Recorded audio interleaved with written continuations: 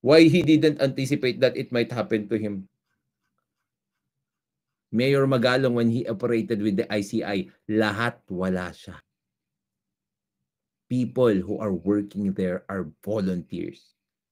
I myself, we are volunteers.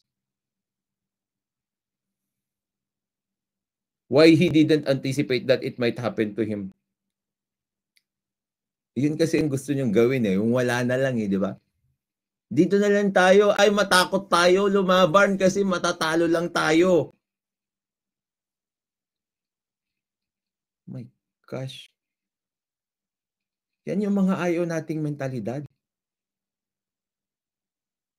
Bakit ayaw mong ilagay yung best soldier mo dun sa gera? Para siya yung lumaban. It's like playing chess. Not all attacks are successful, but you don't